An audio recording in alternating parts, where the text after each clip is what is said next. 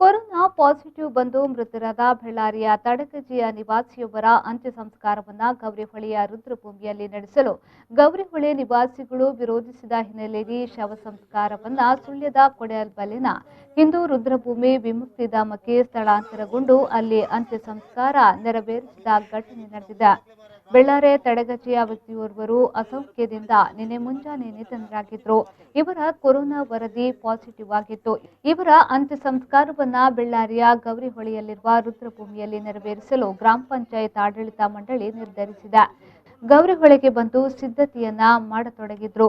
Corona ರೋಗಿಯ ಮೃತದೇಹವನ್ನ ಇಲ್ಲಿಯ ಸ್ಮಶಾನಕ್ಕೆ ತರುತ್ತಾರೆಂಬ ಮಾಹಿತಿ ದೊರೆತ ತಕ್ಷಣ ಸ್ಥಳೀಯ ನಿವಾಸಿಗಳು ಸೇರಿ ಮೃತದೇಹವನ್ನ ಅಂತ್ಯ ಸಂಸ್ಕಾರ ಮಾಡಬಾರದು, ಇಲ್ಲಿ ಸರಿಯಾದ ವ್ಯವಸ್ಥೆಗಳಿಲ್ಲ, ರುದ್ರಭೂಮಿ ಅಭಿವೃದ್ಧಿಯಾಗಿಲ್ಲ, ವ್ಯವಸ್ಥಿತವಾದ ಕಟ್ಟಡಗಳಿಲ್ಲ, ಆದುದರಿಂದ ಇಲ್ಲಿ ಅಂತ್ಯ ಸಂಸ್ಕಾರ ಮಾಡಬಾರದೆಂದು ವಿರೋಧ ವ್ಯಕ್ತಪಡಿಸಿದ್ರು.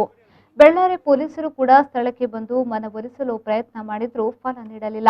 ಕೊನೆಗೆ ಮೃತ ವ್ಯಕ್ತಿಯ ಮನೆಯವರು ಮೃತದೇಹದ ಹೆಸರಿನಲ್ಲಿ ಗಲಾಟೆ ಮಾಡಬೇಡಿ, ಅಂತ್ಯ ಸಂಸ್ಕಾರ ಬೇರೆ ಕಡೆ ಮಾಡಿಸಿ ಎಂದು ವಿನಂತಿಸಿದ್ದಾರೆ. ನಂತರದಲ್ಲಿ ಮೃತದೇಹವನ್ನು ಸುಳ್ಯ ಬಳಿಯ ಉಬರ್ಡ್ಕ ಗ್ರಾಮ ಪಂಚಾಯತ್ ವ್ಯಾಪ್ತಿಯ ಕೊಡಿಯಾಲ್ಬೈಲ್ ಹಿಂದೂ ರುದ್ರಭೂಮಿಗೆ ಕೊಂಡೊಯ್ದು ಅಲ್ಲಿ ಅಂತ್ಯ ಸಂಸ್ಕಾರ ಮಾಡಲಾಗಿದೆ.